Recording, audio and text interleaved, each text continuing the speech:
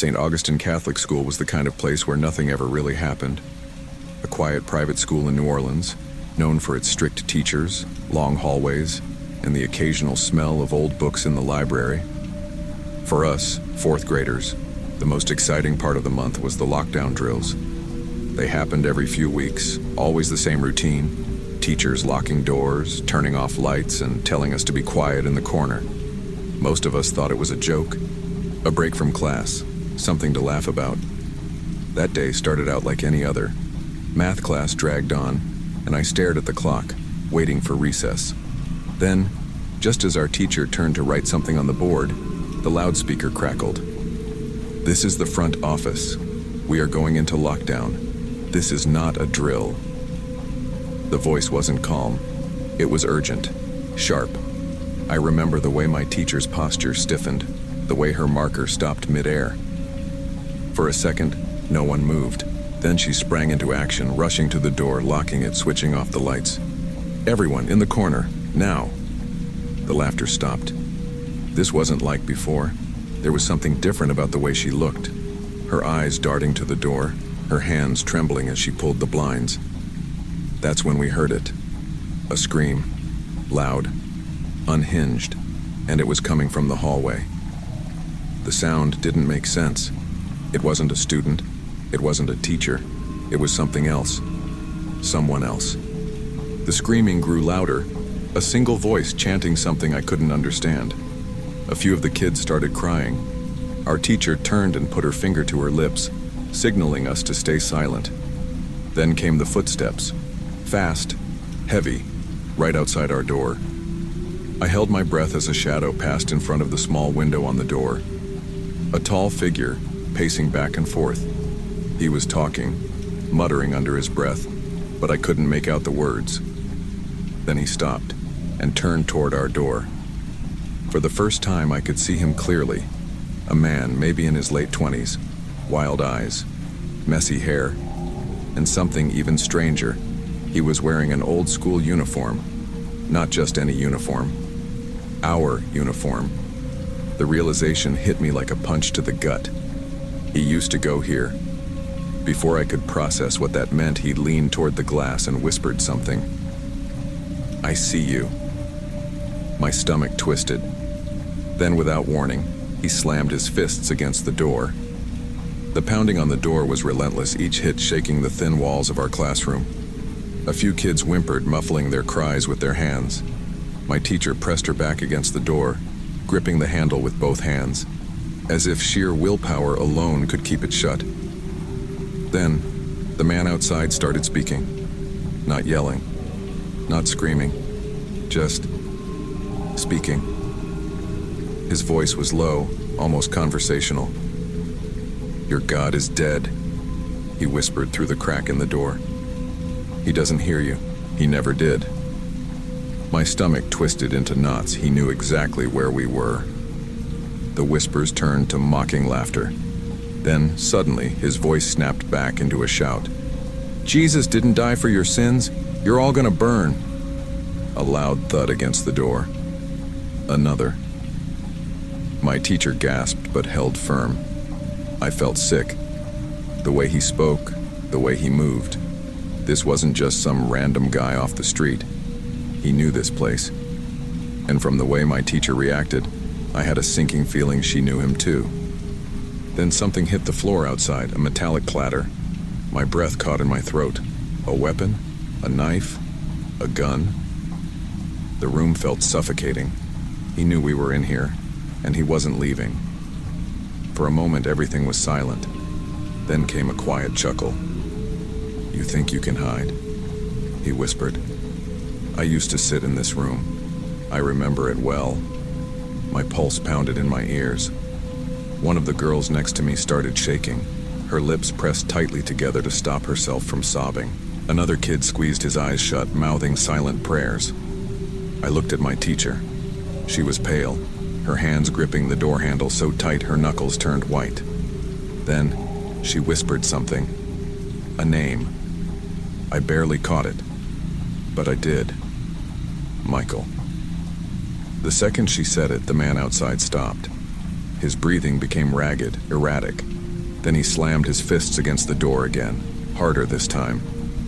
"You remember me," he growled. "I knew you would." My teacher squeezed her eyes shut.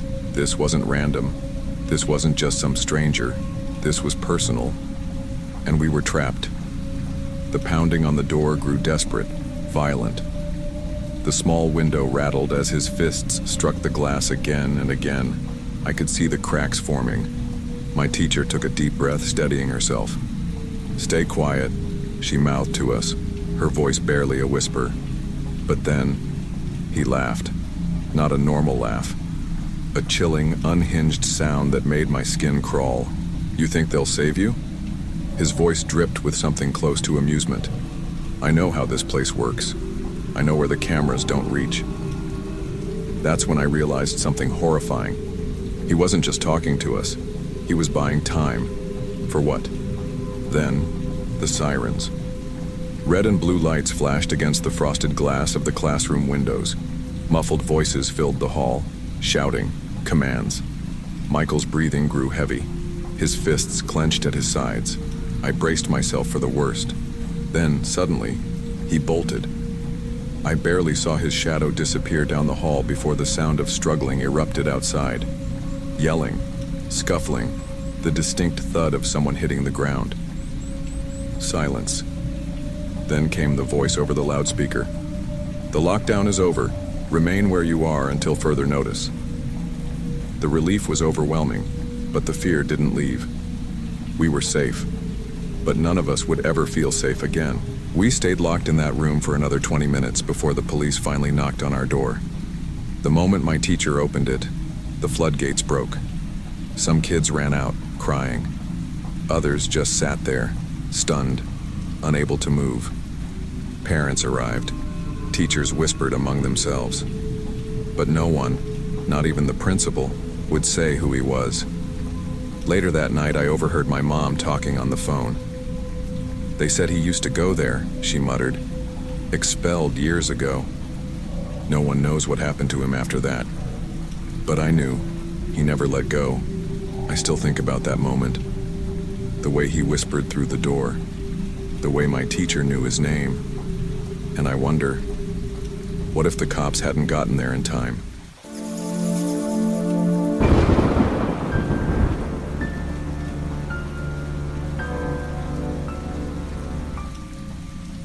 It was the middle of January, and Massachusetts was frozen solid. I was in my freshman year at Harvard, living in one of the dorms on campus.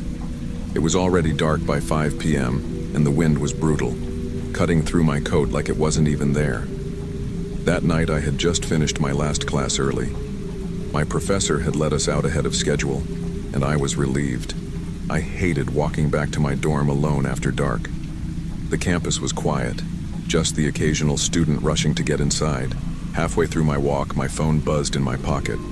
At first, I ignored it, but when I pulled it out, my stomach dropped. Urgent alert. Suspicious individual spotted near dorm buildings. Stay indoors. Call campus police if you see anything unusual. I stopped dead in my tracks. My dorm was still a few minutes away, and I was out in the open. The wind howled through the empty quad, and suddenly, the shadows felt darker, deeper. I glanced around. Everything seemed normal, but then I heard footsteps. At first, I thought I was imagining it, but when I picked up my pace, the sound followed. I turned my head slightly, just enough to see someone walking a short distance behind me. A tall man in a thick black winter coat, hood pulled low. My stomach twisted. Could just be a student, I told myself. But my instincts screamed otherwise. I forced myself to stay calm, walking briskly toward my dorm building. My key card was already clutched in my hand, ready to swipe. As I approached the door, I fumbled with my card, swiped it, and pushed through the first entrance. The heavy door clicked shut behind me. Then, bang! The sound made me jump. I turned sharply to see the man standing right at the door, his hand pressed against the glass. "Hey," he said, his voice muffled. "Can you let me in?" I forgot my key card. His face was shadowed under the hood, and something about his posture made my skin crawl. My pulse pounded in my ears. "Do you live here?" I asked, my voice barely steady. Yeah, 3rd floor, he replied quickly. What's your room number? Silence. He just stood there. I took a step back. Sorry, I can't let you in. That's when his expression changed. His lips curled into a twisted grin and he whispered something I couldn't hear. Then, without warning, he dragged his tongue slowly across the glass, staring right at me. My breath caught in my throat. My feet moved before my brain could even process it. I ran, sprinting down the hall toward my room, fumbling with my keys as I slammed the door behind me. My hands were shaking as I locked it. I took a deep breath, trying to calm down. Maybe it was just some creep messing around, but then my phone buzzed again. This time it was the dorm group chat. I typed as fast as I could. Do not go near the front door. That guy from the alert is here. He tried to get in. Almost immediately, messages flooded in. OMG WTF, call campus police. Lock your doors. Are you safe? I grabbed my phone, found the campus police number, and dialed. A woman picked up almost instantly. Harvard Campus Police, what's your emergency? I opened my mouth to speak, but then movement caught my eye. I turned toward my window, and there he was, right outside, inches from the glass. His breath fogged the window as he grinned at me, tilting his head slowly from side to side. Then he raised a hand, his fingers forming a gun, and pointed it straight at me. I screamed. My scream must have echoed down the entire hallway. I stumbled back from the window, my phone slipping from my hand and hitting the floor with a dull thud. The voice of the campus police dispatcher crackled from the speaker. Hello? Hello? Are you okay? What's happening? My breathing was ragged as I scrambled to pick up the phone. He's here, I choked out. He's outside my window. He followed me. I couldn't even process what I was saying. My body was moving on pure instinct. I yanked my curtains shut, as if that flimsy layer of fabric could somehow protect me. Stay in your room, the dispatcher ordered. Keep your doors locked. We have officers on their way now. I pressed my back against the wall, clutching my phone so tightly my knuckles turned white. My heart was hammering so hard I thought it might burst out of my chest. And then I heard tapping. Soft, slow, rhythmic. Tap, tap, tap. It was coming from the window. I squeezed my eyes shut. Don't look. Don't look. Don't look. But I looked. The curtains weren't thick enough to completely block out the light from the street lamps, and through the faint glow, I could still see his silhouette. He hadn't left. He was waiting. A dark shape pressed against the glass. I could make out the curve of his forehead, the slant of his shoulders. Then, his voice, muffled, almost playful. I can see you. My stomach twisted. I bit my lip so hard I tasted blood. Another tap. I clamped a hand over my mouth, trying not to make a sound. Then, bang, bang, bang. My whole body jolted as he pounded against the glass. I sucked in a sharp breath, barely holding back a scream. Open up, he cooed. His voice was low, sing-songy, like he was enjoying this. I could hear laughter, barely above a whisper. Then nothing. Silence stretched out, thick and suffocating. Seconds passed, then a minute. Had he left? I swallowed hard and very slowly, reached for my phone again. Hello? I whispered. We're almost there, the dispatcher assured me. Just stay on the line. I was about to respond when I heard it. Not from the window this time, from the hallway. My dorm door handle rattled. I nearly dropped the phone again. He was inside. The moment the door handle rattled, my entire body went stiff. I wasn't breathing. I wasn't moving. Every muscle in my body locked up as I stared at the door, my mind screaming at me to do something, anything. But I was frozen. Then, a slow creak. Not the door opening, thank God, but the sound of weight shifting on the hallway floor. Someone was right there. I pressed myself against the wall, holding the phone so tightly I thought it might snap in half. The dispatcher was still on the line. He's outside my door, I whispered, barely audible. He got inside. I could hear her typing. Officers are approaching the building now. Stay put.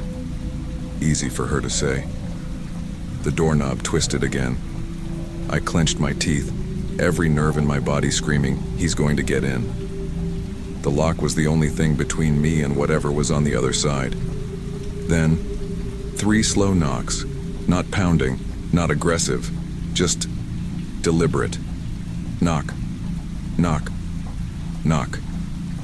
A cold wave of terror washed over me. Then, his voice. You can't stay in there forever. My stomach turned. My hands were shaking so violently I could barely keep my phone steady. A shuffle, more footsteps, then silence. I strained my ears, waiting for another sound, breathing, movement, anything, but there was nothing. Had he left? Or was he standing right there, waiting for me to make a sound? I had no idea how long I sat there, barely breathing, before I heard the best sound in the world. Sirens. A moment later, heavy footsteps pounded down the hall. A voice, deep, authoritative. Harvard PD, hands where we can see them. Then chaos, shouting, the thudding of boots against the floor, a crash like something or someone being slammed against a wall. I didn't dare move until I heard the voice of an officer right outside my door. Harvard police, you're safe now. I nearly collapsed as I scrambled to unlock the door. When I swung it open, 2 officers were standing there, their faces tense. He was here, I gasped. We got him, one of them said. He was hiding at the end of the hallway. A third officer was leading someone out of the building in handcuffs. He was still wearing that thick black coat, his hood pulled back now. His face was pale, his expression blank. But as he passed by me, he did something that sent ice straight through my veins. He smiled. And then, just before they dragged him through the door, he whispered, "See you soon." The university sent out an official statement the next morning. The man had no connection to the school. He wasn't a student, wasn't faculty. He had snuck onto campus that night, lurking near dorm buildings, waiting for an opportunity. They never found a weapon on him. But honestly, that didn't make me feel any safer. Because I knew what I saw in his eyes. He didn't need a weapon, he was the weapon. And to this day, I still have nightmares about that smile outside my window.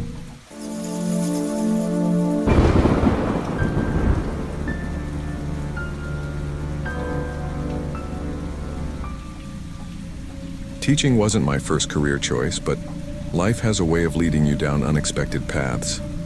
Before I was hired as a full-time teacher, I worked as a substitute, bouncing between different subjects. Science was my favorite. I could just throw on a documentary, hand out a worksheet, and let the class do its thing. But math, that was a different story. You actually had to teach. That day I was covering for a math teacher at Westlake High School, a well-regarded school in Austin, Texas. It was supposed to be a pretty standard day. I had 4 classes, geometry and algebra, spread across the 2nd, 3rd, 7th, and 9th periods. Between classes, I had long breaks, which I usually spent either grading papers, browsing my laptop, or just killing time in the teacher's lounge at the back of the school. The morning passed without much trouble. The kids were talkative, but nothing out of the ordinary. I wrapped up my 3rd period class and had about an hour and a half before my next one. Since my classroom would be occupied during the 6th period, I decided to head to the lounge to relax. As I walked through the nearly empty hallway, something caught my eye. There was a man standing outside near the back entrance, just beyond the glass doors. He wasn't moving, just staring at the building. I slowed my pace. He was well-dressed, clean-cut, wearing a button-down shirt with a dark jacket over it. He looked like a teacher. Probably just another staff member on his break, right? Shrugging it off, I continued toward the lounge, not thinking twice about it. After grabbing a quick lunch, I returned to school and headed straight for the teacher's lounge. This part of the building was quiet. Most staff didn't even bother using it. If you needed a moment of peace, this was the place. I set my bag on the table, pulled out my laptop, and leaned back in my chair. But just as I started getting comfortable, there was a knock at the back entrance. A firm, steady knock. I looked up. It was the same man from earlier. He stood just beyond the glass, his eyes locking onto mine as if he had been waiting for me. He smiled, polite but expectant, then gestured for me to open the door. I hesitated. I wasn't new to the school, but I didn't know every teacher by face. Maybe he was new, maybe he was a visiting faculty member. He looked professional enough. I got up and approached the door. "Can I help you?" I asked through the glass. He nodded. "Yeah, I'm Mr. Henderson. I teach history here, but I forgot my ID at home. Could you let me in?" Something about the way he said it made me pause. His voice was calm, maybe a little too calm. "You're a teacher here?" I asked, just to be sure. "Yes, sir," he said with a chuckle. "Been here a few years now." I glanced down at his hand. His right hand was stuffed in his jacket pocket. Not unusual, but it made me uneasy. Still, I didn't want to be rude. He looked normal, sounded normal. If he really was a teacher, I'd look ridiculous for keeping him locked out. So I unlocked the door. He stepped inside with a polite, "Thanks," then quickly walked past me, heading straight for the math hallway. Something felt off. I turned back toward the lounge, sat down at my laptop, and opened up the staff directory, which had a list of every teacher in the school. I typed in Henderson, no results. My stomach twisted. I had just let a complete stranger into the school. My hands hovered over the keyboard, my mind racing. No Henderson in the staff directory, not in the high school, not in any of the elementary or middle schools in the district. I swallowed hard. I had let a stranger in. I snapped my laptop shut and grabbed my phone, dialing the front office. The receptionist, Mrs. Calloway, answered after 2 rings. "Hey, it's Daniel Carter. I think I made a mistake. Some guy just came in through the back entrance, said he was a teacher, but I checked the directory and there's no one named Henderson." The line went silent for a moment. Then her voice came back, sharp and serious. "You're sure?" "Yeah. I need to call security. Stay where you are." Less than 10 seconds later, the school's intercom system crackled to life. "Lockdown. Lockdown. This is not a drill." The word sent a chill down my spine. Instantly, the hallways filled with the sound of slamming doors, the click of locks, and the rustling of students diving under desks. Lights in the classrooms went out. A thick, unnatural silence settled over the school.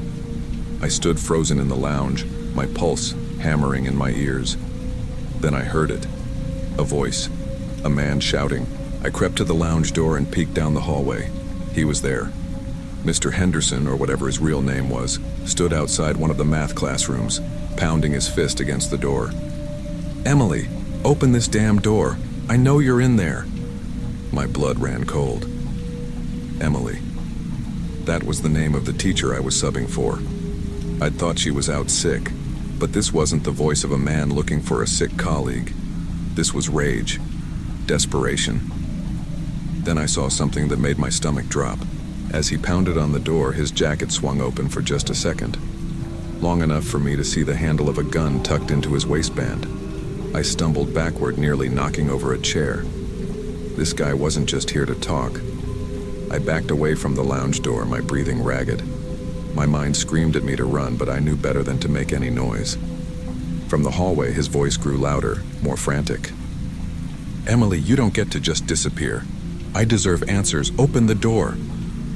I could hear the desks and chairs scraping inside the classroom, students pressing themselves against the walls, trying to stay out of sight.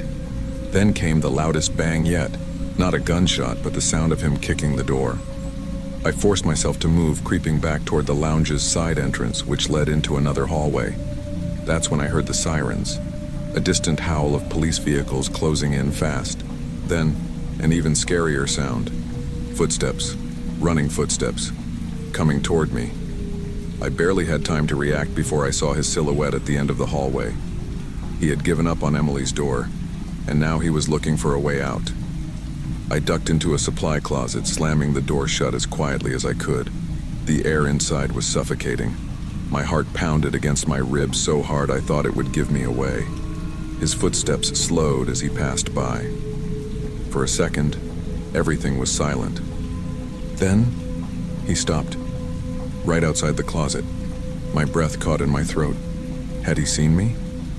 Then I heard the click of the safety being switched off. I clenched my fists, praying he would just keep walking. Then, "Put it down. Hands up now." The police had entered the building. There was a pause, then a sudden flurry of yelling, scuffling, and the sound of something metal clattering to the floor. I stayed in that closet until the noise died down, my entire body shaking. When I finally worked up the nerve to step out, the hallway was filled with officers, their weapons drawn. The man was on the ground, face down, hands cuffed behind his back. His gun lay a few feet away, harmless now.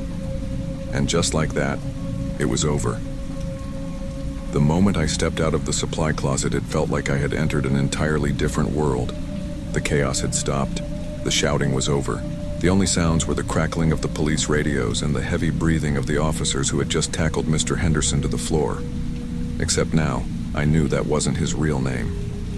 I watched as two cops lifted him up and pinned him against the lockers, patting him down. His face was twisted in anger. His jaw clenched so tightly it looked like his teeth would snap. His voice came out low and venomous. "You don't understand.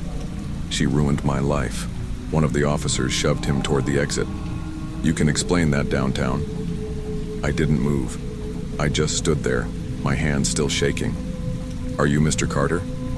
A deep voice cut through the air. I turned to see a serious-looking police officer standing next to me. His badge read Detective Vaughn. Yeah," I croaked. He nodded, pulling out a notepad. "You the one who let him in?" My stomach dropped. I felt the blood drain from my face. I wanted to disappear, to rewind time and make a different choice.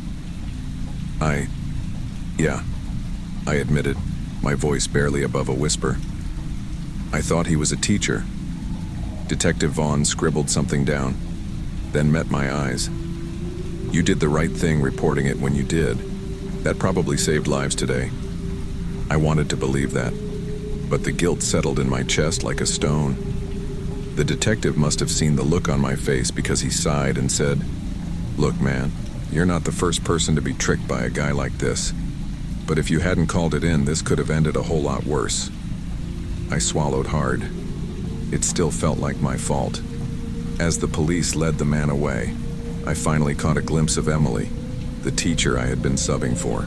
She stood in the doorway of a nearby classroom, her face pale, her hands gripping the door frame so tightly her knuckles had gone white. She looked like she wanted to say something, but instead she just turned and walked away. The school remained in lockdown for another 30 minutes just to be sure. The students stayed huddled in their darkened classrooms, whispering nervously to each other. The teachers didn't try to comfort them, because honestly, we were just as shaken as they were. When the principal finally announced over the intercom that the lockdown was lifted, a strange kind of hollow relief filled the halls. Students filed out of their classrooms in stunned silence, their eyes darting toward the police officers still lingering in the hallways. I grabbed my things and left the teacher's lounge, my body still running on pure adrenaline. Outside, the parking lot was a mess of flashing red and blue lights. Parents were arriving, some of them crying, hugging their kids like they had just survived the end of the world. I was about to leave when I spotted Detective Vaughn standing by one of the squad cars. I forced myself to walk over. "Hey, do you know who he was?" I asked. Vaughn sighed, rubbing his temples. "Yeah, his real name is David Holloway, Emily's ex-husband. They divorced last year, and from what we gathered, it wasn't pretty. Restraining order, threats, all of it." I exhaled slowly. "He was here to kill her, wasn't he?" I asked. Vaughn didn't answer right away, but his silence was enough of an answer. "That's what we're thinking," he finally said. "Probably planned to shoot her and then himself. Wouldn't be the first time we've seen something like this." I felt sick, because I was the one who let him in. I need to go," I muttered, suddenly desperate to get away from that parking lot, from that school, from everything. Vaughn nodded. "Take care of yourself, Carter. And hey, don't blame yourself for this. But as I drove home that night, the weight of it all pressed down on my chest. The lockdown alarm still rang in my ears. The image of him pounding on that classroom door replayed in my mind. And all I could think about was this. What if I hadn't checked the staff directory? What if I hadn't called the office in time? Because I realized something terrifying. If I had waited even 5 more minutes, Emily would be dead. And I would have had to live with that for the rest of my life.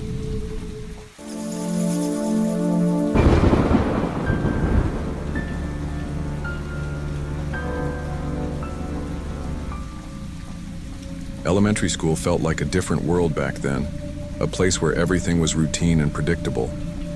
Brookfield Elementary wasn't a bad school, just an ordinary public school in the middle of a quiet town. I was in 2nd grade, and like most kids my age, I found comfort in repetition. Mondays were art class with Mrs. Chambers.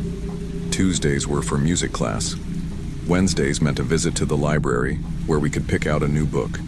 Each day had a rhythm, a pattern. It felt safe. Mrs. Chambers was my favorite teacher. She was kind but firm, always encouraging us to be creative while making sure we didn't turn the classroom into a disaster zone. She had a rule. If we needed to go to the bathroom, we had to ask first and take the special pass. A giant plastic yellow pencil, slightly worn from years of being carried by kids just like me. But that day, I did something I wasn't supposed to do. I wasn't a troublemaker, but I had a tendency to get lost in my own thoughts. Sometimes I acted before thinking. That's what happened during art class that day. Mrs. Chambers was moving around the classroom, checking on our projects. I don't know why I did it, but I got up, grabbed the bathroom pass without asking, and slipped out the door. The hallway was empty, the distant murmur of other classrooms creating a strange, muffled silence. I walked quickly, the plastic pencil swinging in my grip as I made my way to the restroom at the end of the corridor. Inside, the flickering fluorescent lights buzzed softly. I stepped into the stall, locked the door, and sat down. I was the kind of kid who preferred to sit while using the bathroom, even if other boys thought it was weird. Then, as I sat there in silence, the loudspeaker crackled to life.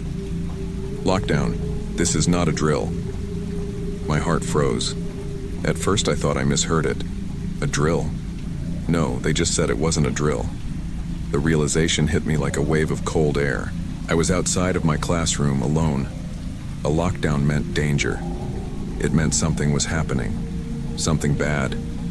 My mind raced. Should I stay here? Should I run back?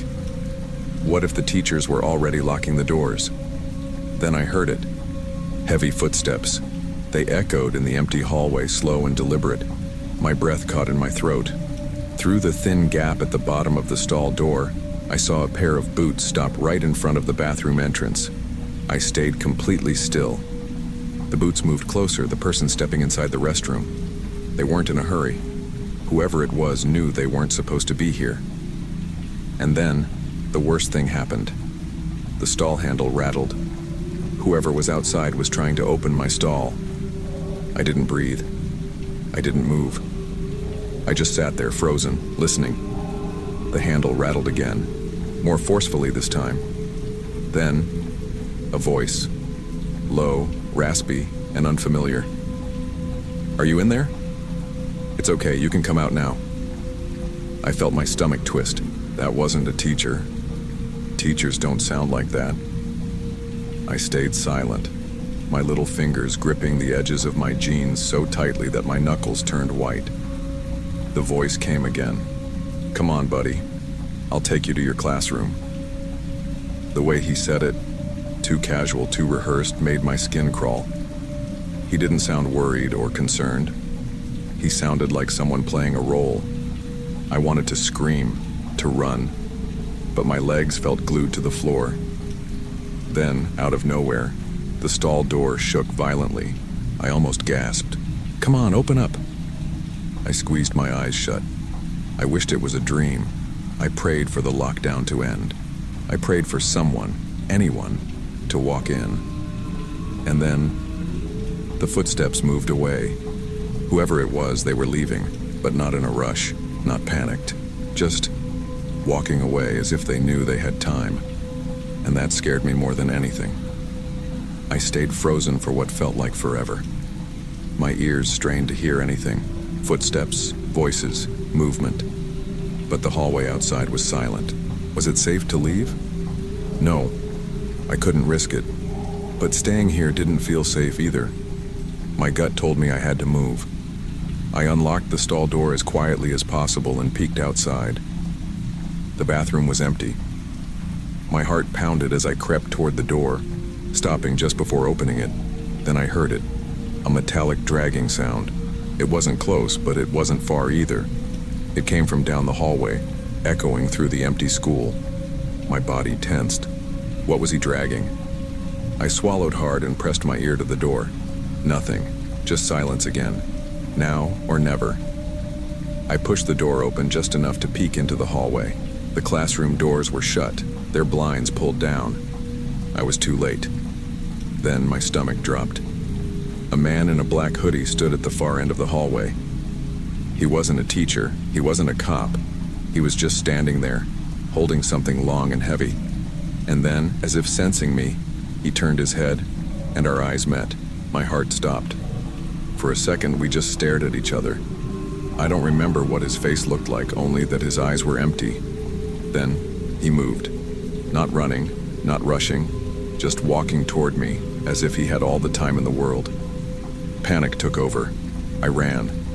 My little legs pushed as hard as they could, my sneakers squeaking against the polished floor. I didn't dare look back. I didn't want to know how close he was. Then, a door flew open beside me. A hand grabbed me and yanked me inside. I almost screamed, but then I saw her face, Mrs. Chambers. She shut the door and locked it instantly. Her hands were shaking, her breathing heavy. My classmates were huddled in the corner, wide-eyed, terrified. She dropped to my level and whispered, "What were you doing out there?" I couldn't answer. I just shook. Then, a shadow moved past the window. The man was outside, right there. The handle of the classroom door twisted. And Mrs. Chambers pressed a finger to her lips, silently telling me, "Don't make a sound." The classroom was dead silent. I could feel my own heartbeat in my ears, each beat like a drum in the suffocating stillness. The door handle twisted again. Click, click, click. Mrs. Chambers tightened her grip on my arm. I could see her chest rising and falling rapidly, her mind racing for a plan. Then, a knock, not loud, not frantic, just calculated, like he knew we were inside, like he was waiting for something. "I know you're in there." The voice came low and steady. I clenched my eyes shut, praying to disappear, praying he would just leave. A long pause. Then the footsteps started again, but this time, they didn't move away. They went toward the next classroom. Mrs. Chambers' face went pale. She turned, grabbed her desk phone with trembling fingers, and dialed a number. I could barely hear the whisper she let out. "He's still in the building." Then, sirens, faint at first, but growing louder. Red and blue lights flashed against the closed blinds of the classroom window. Relief flooded the room. Someone had called the police. Then, a sound I will never forget.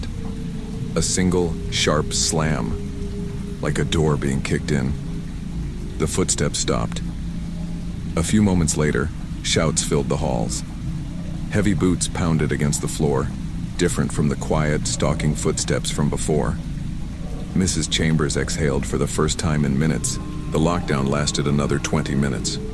When the all clear was finally given, we were escorted out of the classroom in a single file line. My legs felt like jelly. I could barely process what was happening. As we stepped into the hallway, I saw them. The police. And just a few feet away, him.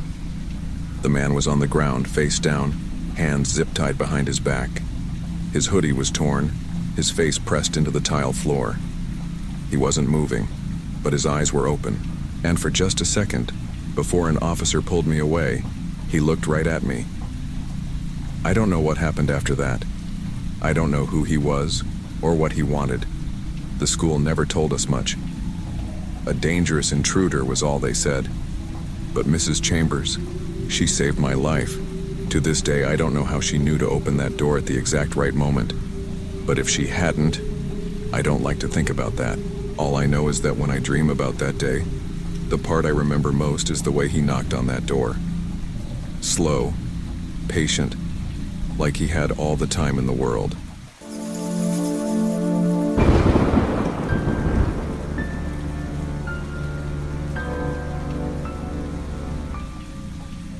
It was a normal morning at Lusher Charter School, or at least that's what I thought. The sun filtered through the tall windows of the band hall, casting a soft glow on the polished instruments. I stood at my usual spot near the back, cradling my double bass, my fingers idly plucking at the strings as we prepared for rehearsal. The band director, Mr. Holloway, tapped his baton against the stand, signaling us to focus. The brass section adjusted their embouchures, the woodwinds fine-tuned their reeds, and the percussionists exchanged quiet glances, waiting for their cue. Everything was routine, until it wasn't. A knock came from the side door. It was subtle, almost hesitant, and with the sound of instruments filling the room, I wasn't sure if I had imagined it. I turned my head slightly, just in time to see Nathan, one of the percussionists, walk over to the door without a second thought. We had been warned countless times not to open that door for anyone. Even students had to show their IDs through the window before being let in. But habits die hard. Students were always using this entrance, and Nathan, probably assuming it was one of us, unlocked the door and pulled it open. That's when he stepped inside. The man looked out of place the moment he entered. He was short, stocky, with unkempt facial hair, and his gray hoodie was stained and wrinkled. Cargo jeans sagged slightly, and what immediately caught my attention was his posture, rigid, tense. His hands remained buried inside his hoodie's front pocket, the fabric sagging unnaturally as if weighing down something heavy. I wasn't the only one who noticed. Mr. Holloway stopped conducting mid-motion. The entire band followed his gaze, instruments lowering as if in silent unison. The air thickened with tension. The man took 2 slow steps forward. "I'm here for my daughter," he said, his voice tinged with a strange mix of authority and uncertainty. His accent was noticeable, but not enough to mask the odd cadence of his words. Mr. Holloway straightened his posture, masking his unease with a firm, professional tone. "This isn't the place for checkouts," he said. "You'll need to go through the front office like all other visitors." The man didn't move. His eyes flickered across the room, scanning us. My heart pounded. Something was wrong. Then, in a move that would haunt me later, Mr. Holloway pointed toward the main hallway, giving the man direct access deeper into the school. "Go out these doors, take a right, and the office will be straight ahead." The man hesitated for a beat, then gave a slight nod. "Thank you," he murmured. And just like that, he walked into the school. Mr. Holloway wasted no time. As soon as the man vanished into the hallway, he slammed the door shut and locked it. His face was pale. Without saying a word, he reached for his phone. Seconds later, the intercom crackled to life. "Lockdown, lockdown, this is not a drill." The moment the lockdown announcement blared through the intercom, the entire band hall was thrown into chaos. Mr. Holloway whispered orders, motioning for us to shut off the lights. My hands trembled as I reached for the nearest switch, plunging the room into darkness. The only illumination came from the faint morning light filtering through the high windows. "Get down, get behind something," Mr. Holloway hissed. Some students crawled under chairs, others huddled behind instrument cases. The tuba lockers, big enough to fit a person, became our best bet for hiding. I squeezed myself into one, my back pressed against the cold metal, heart pounding so hard I was sure whoever was outside could hear it. From my tiny sliver of visibility, I could see Nathan crouching near a bass drum, his face pale with regret. He was the one who let the man in. Outside, the school was eerily silent. No footsteps, no voices, just the muffled hum of the air conditioning and the distant creak of a door opening somewhere in the hallway. I held my breath. Someone was in the school, and they weren't supposed to be. Minutes passed, maybe 5, maybe 10. It felt like an eternity. Then I heard it. Footsteps, slow, deliberate. They weren't coming from outside. They were inside the band hall. I pressed further into the locker, my breath shallow. My fingers gripped the inner metal walls as if I could somehow melt into them. The footsteps moved closer, each step agonizingly drawn out. The band hall had rows of lockers, chairs, and instrument racks, but whoever was walking wasn't in a hurry to leave. I peeked through the smallest crack of the locker door. A pair of heavy boots stopped in the center of the room. Even in the dim light, I could see them clearly, mud-caked, laces untied, standing still as if listening. I couldn't breathe. Then a soft rustle. The man's hand emerged from the hoodie pocket. Gripped in his fingers was the unmistakable handle of a gun. I didn't blink. I didn't breathe. The gun was in his hand now, but he wasn't raising it. Not yet. He just stood there, fingers tightening around the grip, his chest rising and falling in slow, calculated breaths. From inside the locker, my muscles screamed for relief, but I didn't dare move. I could hear the faintest trembling breath from someone else nearby. Maybe Nathan, maybe one of the clarinet players. Then he moved. A single step. Slow. Deliberate. Closer to where we were hiding. I squeezed my eyes shut. If he found even one of us, it would be over. Then a sound broke the silence. A distant crash, a door bursting open somewhere down the hall. The man froze. His head snapped in the direction of the noise. A second later, a voice boomed through the school. "Drop your weapon now!" The man spun toward the band hall entrance, gun still in hand. His hesitation was less than a second, but it was long enough. A deafening boom echoed through the school as the doors slammed open. The next few seconds blurred into a storm of noise and chaos.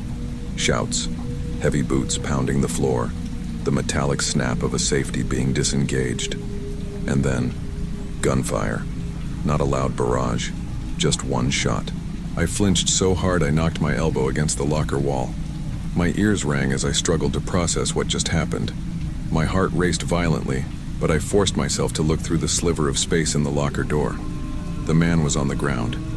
A team of 3 officers surrounded him, their weapons drawn, their voices sharp and commanding. One of them kicked the gun away, sending it skidding across the polished floor. Another restrained him, forcing his arms behind his back. He didn't fight. It was over. A few more seconds passed before Mr. Holloway stepped forward. His face was drained of color, his hands shaking as he placed them on his knees. "All clear," an officer announced. The lights flickered back on, casting the band hall in a stark, sterile glow. One by one, students emerged from their hiding spots, some crying, others in stunned silence. I forced myself to stand, my legs shaking as I stepped out of the locker. The man had been armed the whole time, and he had been standing in the middle of the band hall surrounded by us for almost 2 minutes before anyone stopped him. No news reports, no school-wide emails, just a quiet cleanup, as if none of it had ever happened. But I remember the way his boots sounded on the linoleum floor. I remember the weight of silence pressing down in that dark locker. I remember how close we had come to never making it out. And I know now that schools are never as safe as we think they are.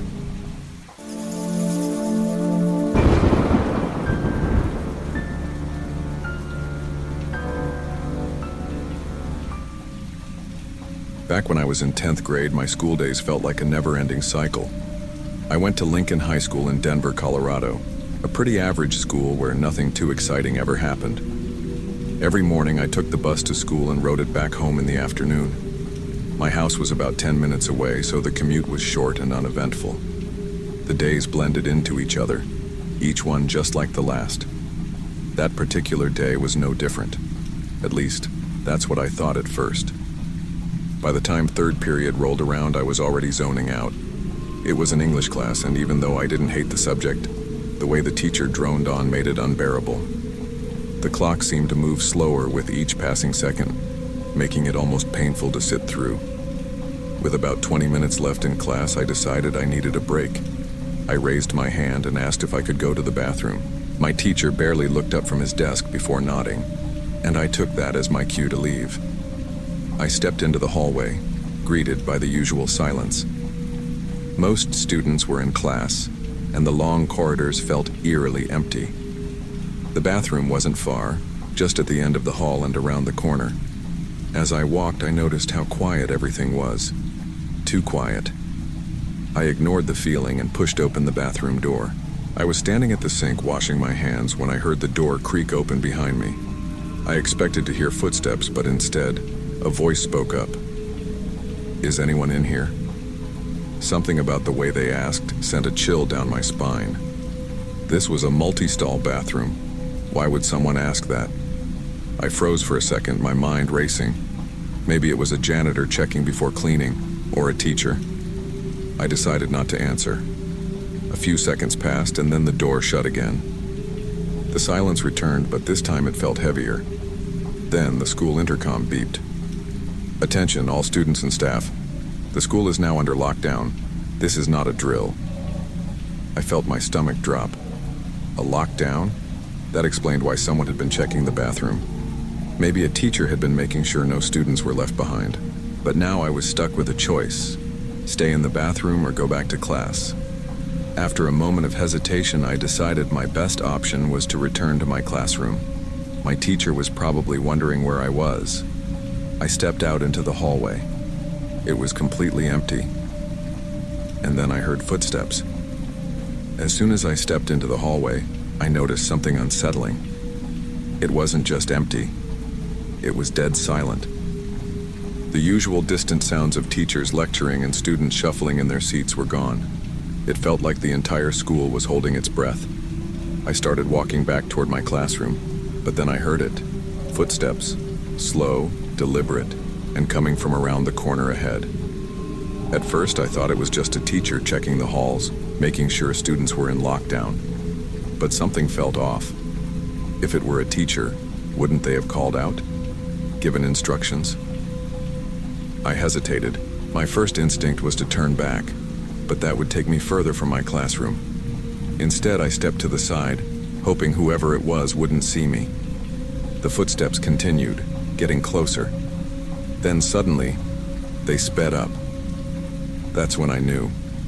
Whoever was walking toward me wasn't just patrolling the halls. They were following me. I turned and walked faster, trying not to make any noise. The footsteps behind me quickened as well. I wasn't imagining it. Someone was coming after me. A cold wave of panic washed over me. I didn't know if it was an intruder, a student, or even a teacher, but I wasn't going to wait around to find out.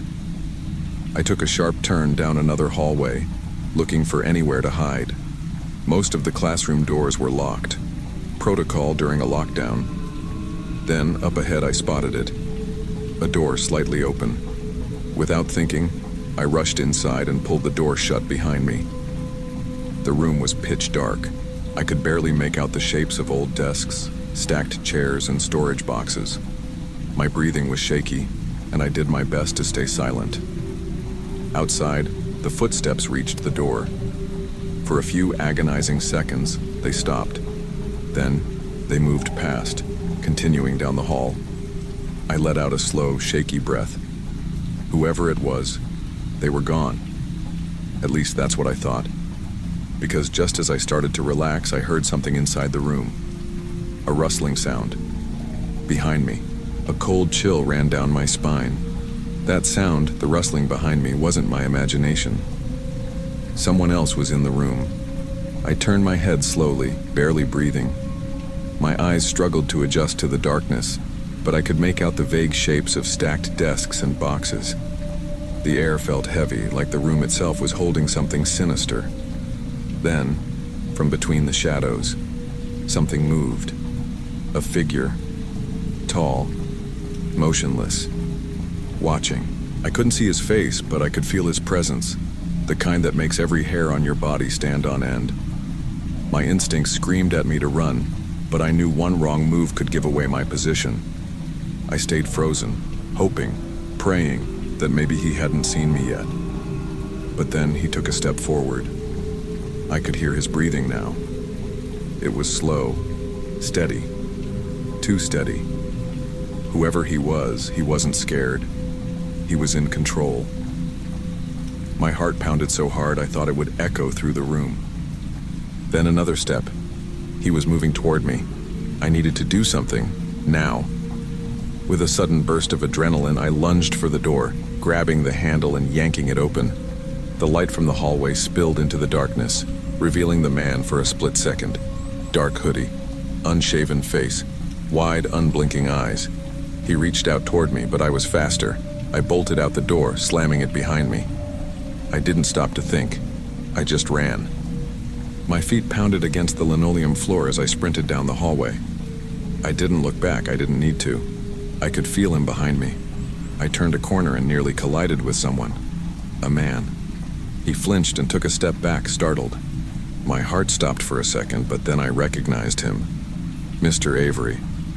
One of my teachers. He looked at me, confused. "What are you doing out here? You need to be in a locked classroom." I grabbed his arm, struggling to catch my breath. There's someone..." Before I could finish, another sound echoed down the hall. Footsteps. But not the fast ones from before. These were slow, careful. Mr. Avery turned his head toward the sound, his face darkening.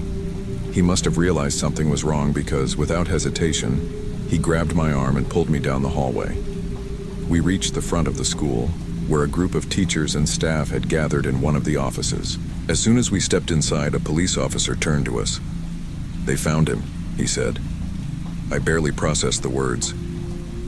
"Found who?" "The intruder," he clarified. "We caught him hiding in a bathroom near the gym." My stomach dropped. I looked at Mr. Avery, then back at the officer. I didn't have the courage to say what I was thinking, because I knew something they didn't. They caught him in a bathroom, but that's not where he was before.